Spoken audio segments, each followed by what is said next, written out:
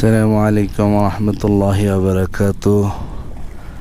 সম্মানিত ভিউয়ার্স, প্রিয় সাবস্ক্রাইবার বৃন্দ, আপনাদের সবাইকে প্রীতি ও শুভেচ্ছা জানাচ্ছি।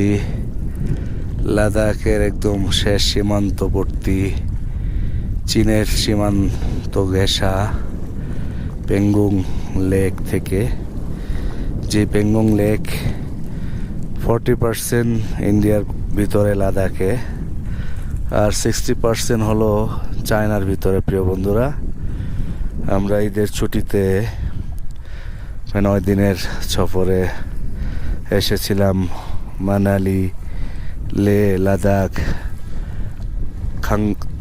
খারদুংলা, পৃথিবীর হাইস্ট উচ্চতায় মোটরেবল রোড, সেই খারদুংলা পাস, নুরা ভ্যালি, সেই পাকিস্তান সীমান্তবর্তী, এগুলো সব কিছু দেখে আজকে আমাদের সফরের 8ম দিন। আগামীকালকে সফর শেষ হয়ে যাবে। প্রিয় বন্ধুরা, তো এখানে এসে আল্লাহ পাকের কি অপরূপ সৃষ্টি, আল্লাহ পাকের সৃষ্টি শৈলী দেখে আল্লাহর কৃতজ্ঞতা গাইতেই শুধু মনে চায়। প্রিয় বন্ধুরা, মহান রব্বুল আলামিন কত নিপুণভাবে, কত নিখুঁত করে, কত সুন্দর করে এই পাহাড় বেষ্টিত চতুর্দিকে উঁচু উঁচু, ওই তো ভাই প্রিয় বন্ধুরা দেখতে পাচ্ছেন মাউন্টেন, একেবারে বরফে ঢাকা, স্বচ্ছ শুভ্র সাদা ধবধবে।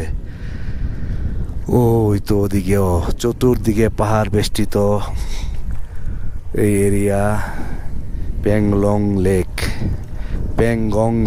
এই পেঙ্গং লেকের মধ্যে প্রিয় বন্ধুরা আমরা আছি। এই যে ড্রোন দিয়ে ভিডিও করছে আরো কিছু ভাইরা।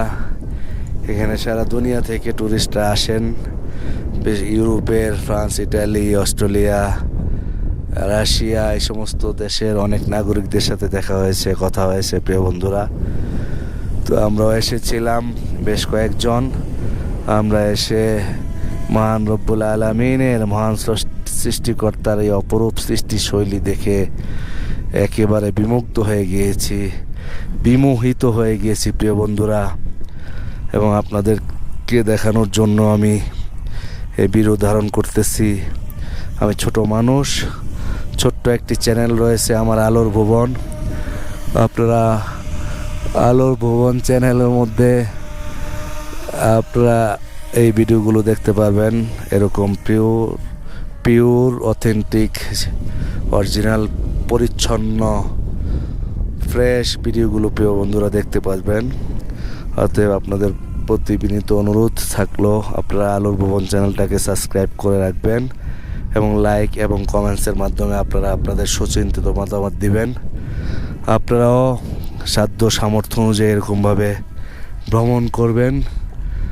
শরীর মন দুটোই সুস্থ থাকবে, ভালো থাকবেন। প্রিয় বন্ধুরা, আমার জন্য দোয়া করবেন, আমিও সকলের জন্য দোয়া করি।